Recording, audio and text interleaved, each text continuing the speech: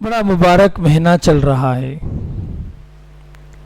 یہ وہ مبارک مہینہ ہے جس میں اللہ تعالیٰ نے بہت ساری عبادتوں کو اللہ تعالیٰ نے جوڑ دیا۔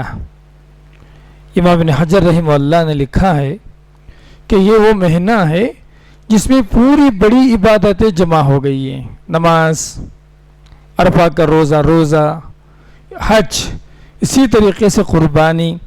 یہ واحد ایسا مہینہ ہے 12 مہینوں میں سے جس میں بڑی بڑی عبادتیں الحمدللہ اللہ تعالیٰ نے جمع کر دی۔ دعا کیجئے کہ اللہ تعالیٰ ہم سب کو اس کی اطاعت و فرما برداری اور اس کی بندگی کی توفیق عنایت فرمائے۔ تو یہ وہ مبارک مہینہ ہے جس میں ایک بڑی اہم عبادت ادا کی جاتی ہے جس کا نام ہے قربانی۔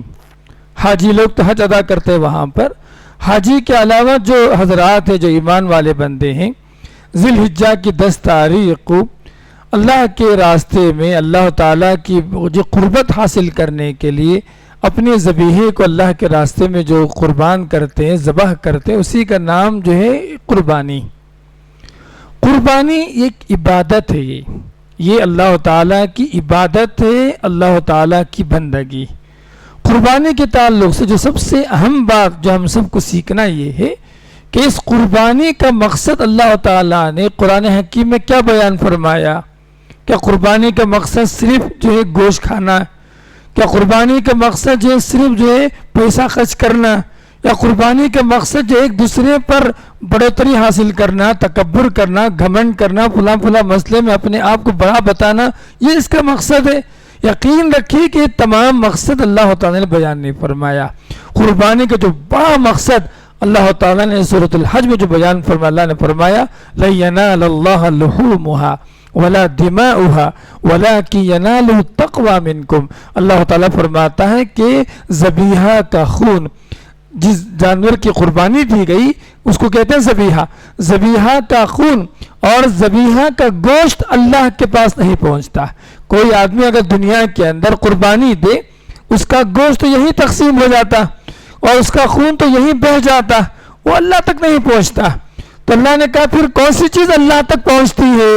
فرمایا وَلَكِنْ يَنَالُهُ التَّقْوَى مِنْكُمْ، کہ اللہ تعالیٰ تم سے تقوی حاصل کرنا چاہتا، اللہ تعالیٰ کا ڈر، اللہ تعالیٰ کی پکڑ کا ڈر، اللہ تعالیٰ کی پکڑ، یہ چیز تمہارے دلوں سے جو پیدا ہوگی اللہ تعالیٰ وہی چیز اللہ تک پہنچنے والی۔ سبحان اللہ، قربانی کا جو سب سے جو اہم مقصد یہ ہے حصول تقوی، اللہ تعالیٰ کے مرضی کے مطابق زندگی گزارنے کا ڈر، اللہ تعالیٰ کی مرضی کے مطابق زندگی گزارنے کا سلیقہ، اللہ تعالیٰ کی نافرمانی سے بچتے ہوئے اللہ تعالیٰ کی پکڑ کے ساتھ زندگی گزارنے کا جو سلیقہ ہے، اسی کا نام ہے تقوی۔ ہوتا کیا ہے اصل؟ لوگ سمجھتا ہے یہ ایک فارمل کام ہے، یہ لوگ سالوں سال سے کرتے آئے، ہمارے باپ کرتے آئے، دادا کرتے آئے، فلاں کرتے آئے، پڑوسی کرتا، سامنے والا کرتا، دوست کرتا، ہم بھی قربانی دے، یہ اس کا مقصد نہیں ہے۔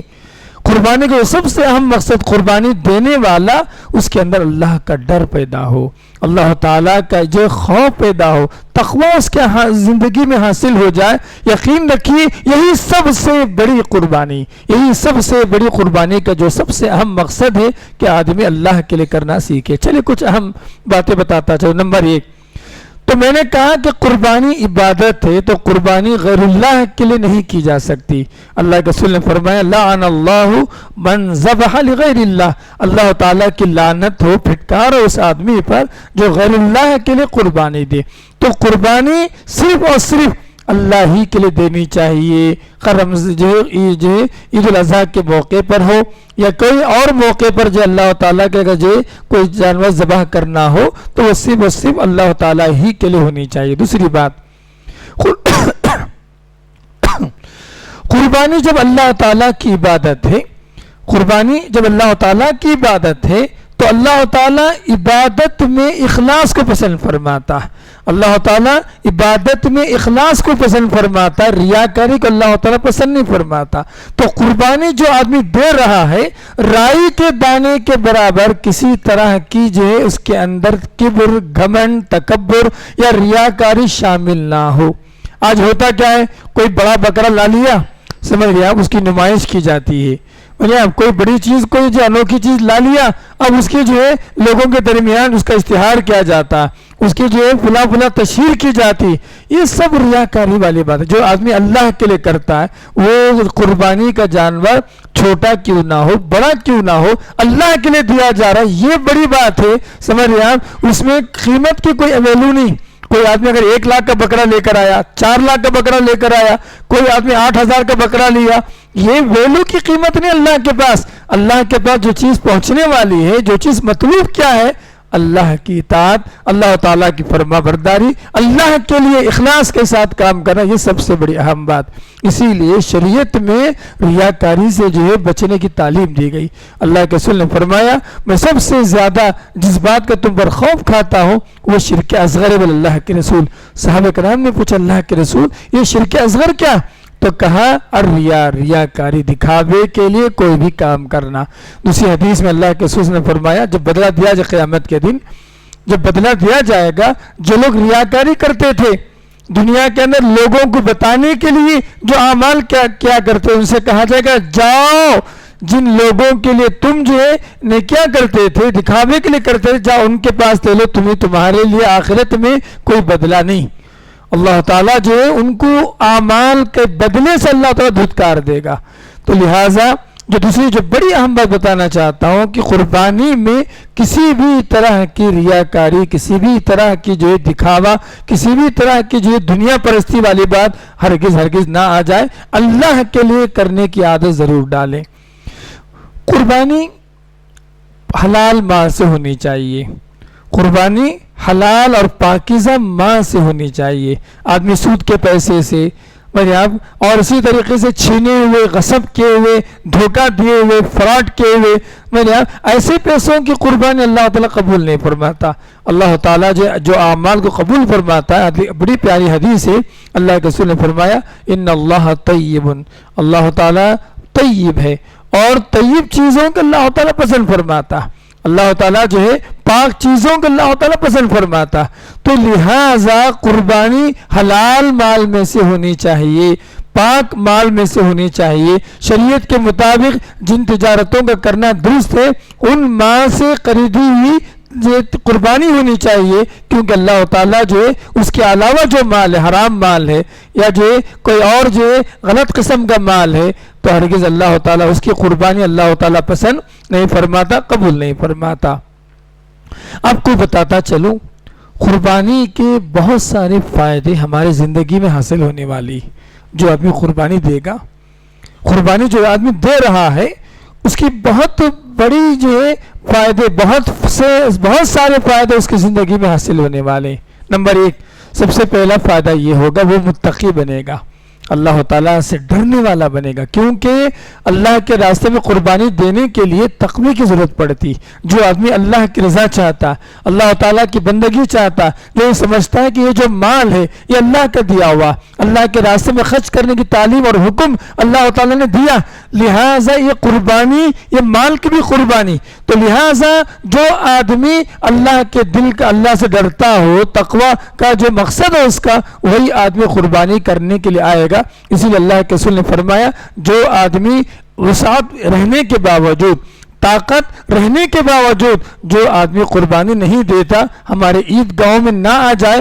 اللہ کے رسول صلی اللہ علیہ وسلم نے اتنی بڑی تنبیہ فرمائی، اتنی بڑی دھمکی دی نبی کریم صلی اللہ علیہ وسلم نے، وارننگ دی نبی کریم صلی اللہ علیہ وسلم نے.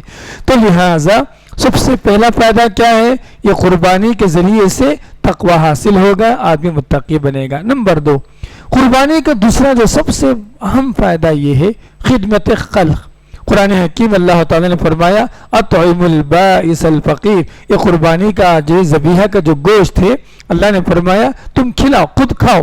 کلو واطعم البائس الفقیر، اللہ نے کہا تم کھاؤ اس سے اور کھلاؤ. کس کو کھلاؤ؟ البائس، ضرورت مندوں کو. الفقیر محتاج اور ضرورت مندوں کو کھلاؤ، اللہ تعالیٰ نے جو سورہ حج کی آیت میں ارشاد فرمایا۔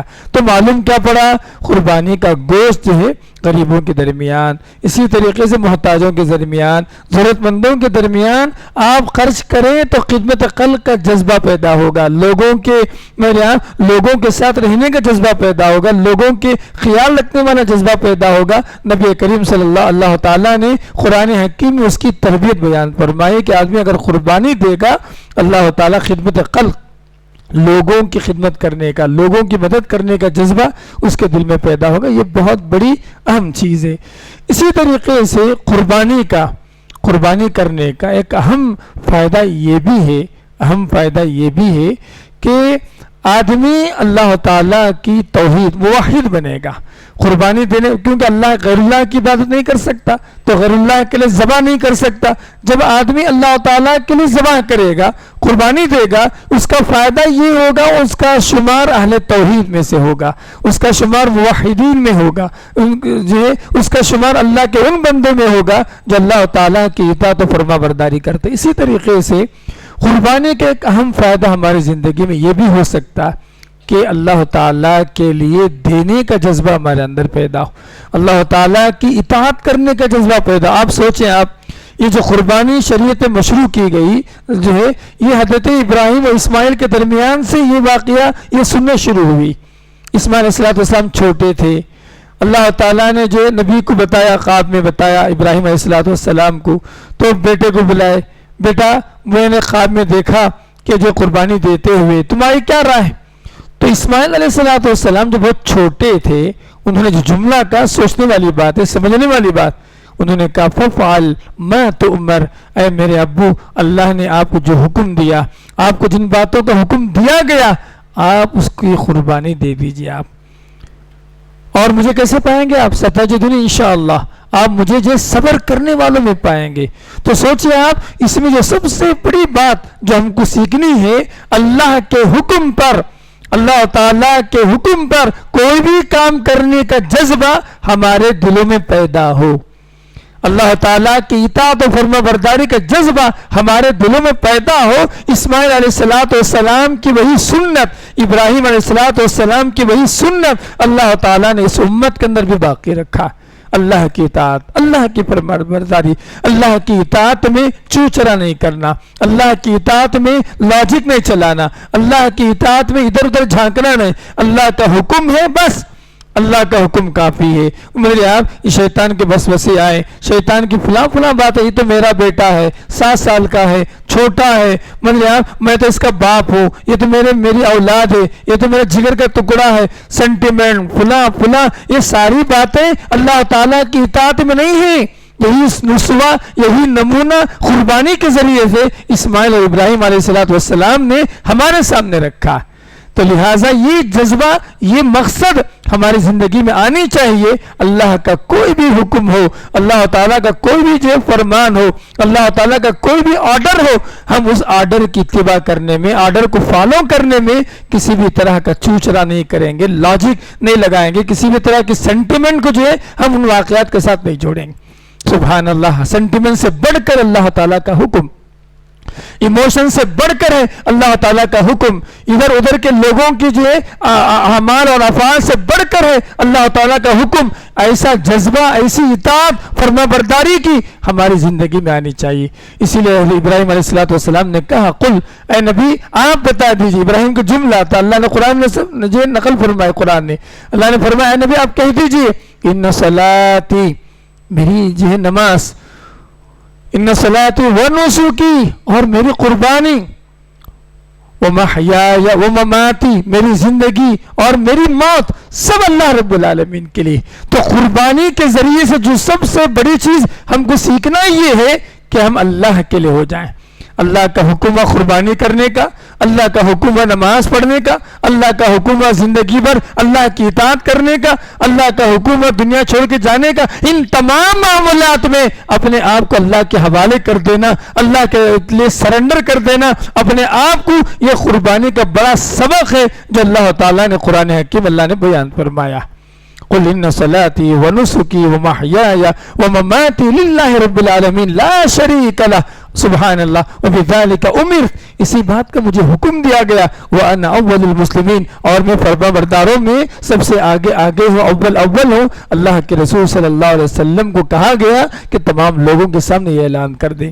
لہذا یہ جو فوائد قربانی کے، اس کا خاص خیال رکھا جائے، اس کا اہتمام کیا جائے، اس کے مقصد کو سمجھا جائے، اور اس کو جو ہے اپنی زندگی میں جو ہے اس چیز کو لایا جائے، تاکہ ہم کیا کریں، اللہ تعالیٰ نے جن مقاصد کے تحت اللہ تعالیٰ نے اس قربانی کو جائز قرار دیا، مشروع قرار دیا، یہ ساری چیزیں اپنی زندگی میں آ جائیں۔ اللہ تعالیٰ سے دعا ہے کہ بولنے والا مجھے، سننے والا تمام کو قربانی کا مقصد سمجھ کر عمل کرنے والا، اطاعت کرنے والا، فرما برداری کرنے والا اللہ تعالیٰ ہم سب کو بنائے۔ اقول قولی ھذا استغفر اللہ لی ولکم لسائر المسلمین وآخر دعوانا الحمدللہ رب العالمین۔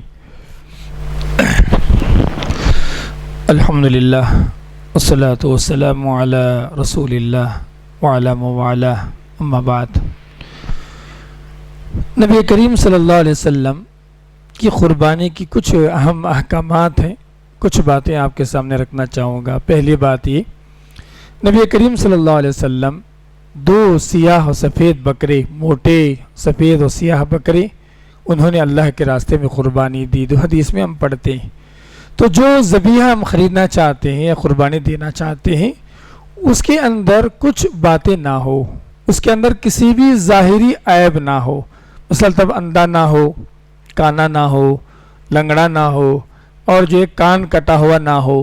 اس طریقے سے کوئی بھی ظاہری عیب اس جانور میں، اس ذبیحے میں ہرگز نہیں ہونی چاہیے۔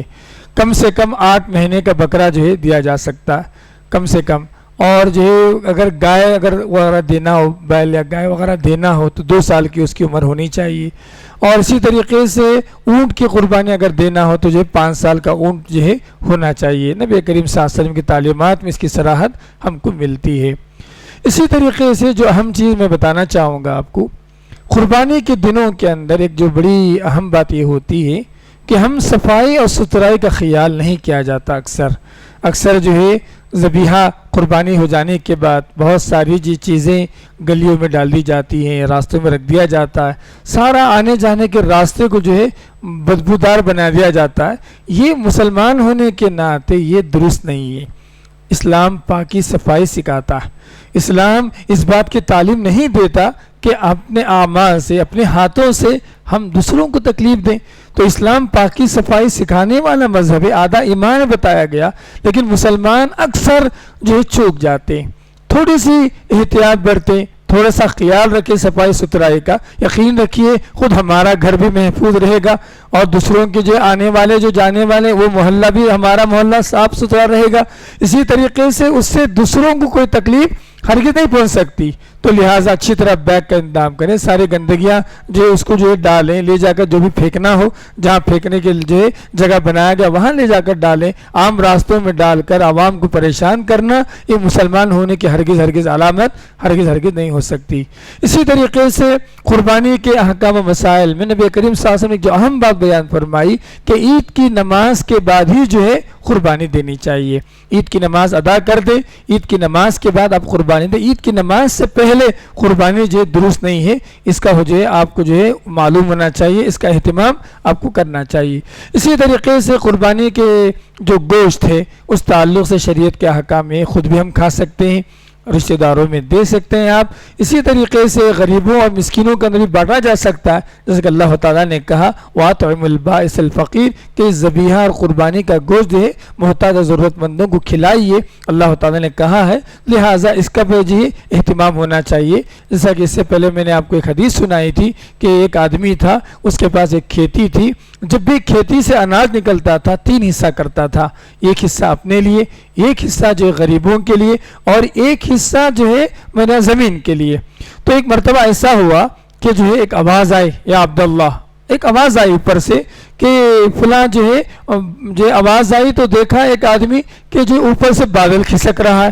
وہ آدمی بادل کے پیچھے گیا تو دیکھا کہ جو ہے اس جو صدقہ کرنے میں 3 حصہ کر کے صدقہ کرتا تھا، اللہ تعالیٰ نے اس کی کھیتی پر بارش برسائی۔ مسلم کے اندر یہ حدیث ہم دیکھتے ہیں۔ تو لہٰذا اس پر عمل کرتے ہوئے میرے آپ جو ہے ہم کیا کریں اپنے جو بھی حصہ پورا کھانا ہے پورا کھا سکتے ہیں، منع نہیں شریعت میں. آپ پورا دینا چاہتے ہیں سب کچھ دوسروں کو بھی دے سکتے ہیں آپ، وہ آپ کی مرضی. لہٰذا خود بھی اس فائدہ اٹھا سکتے ہیں، دوسروں کو بھی فائدہ پہنچا سکتے ہیں، غریبوں کا بھی اہتمام ہم کر سکتے ہیں جیسے کہ نبی کریم صلی اللہ علیہ وسلم کی تعلیمات میں ہم کو بنایا گیا.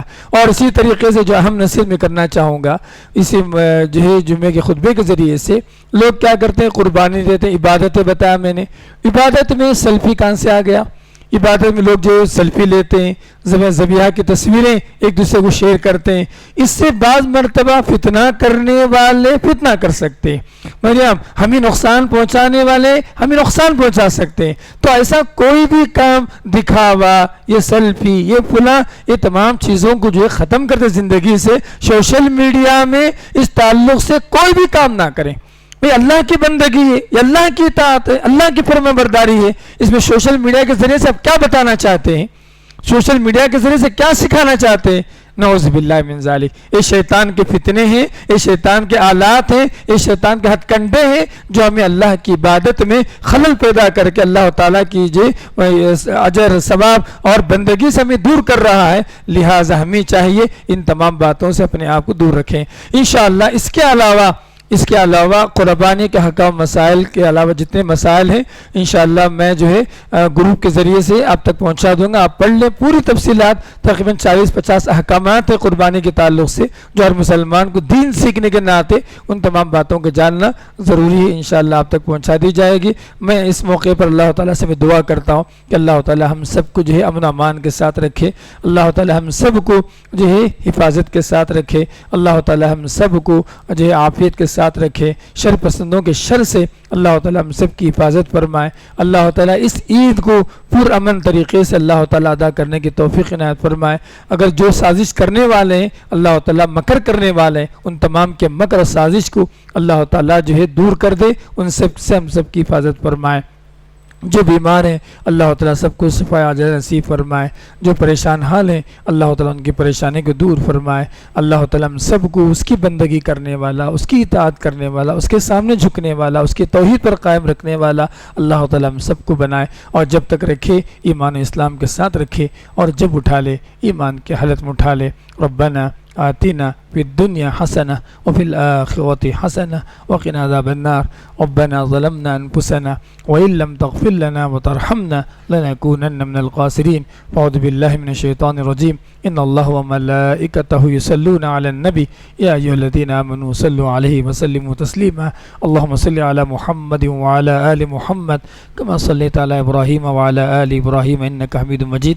اللهم بارك على محمد وعلى آل محمد كما باركت على إبراهيم وعلى آل إبراهيم إنك حميد مجيد. عباد الله رحمني ورحمكم الله وأوصيكم وإياي بتقوى الله. إن الله يأمر بالعدل والإحسان وإيتاء ذي القربى وينهى عن الفحشاء والمنكر والبغي يعظكم لعلكم تذكرون. اذكروا الله يذكركم وادعوه يستجب لكم ولذكر الله تعالى أعلى وأعز وأجل وأتم وأكبر.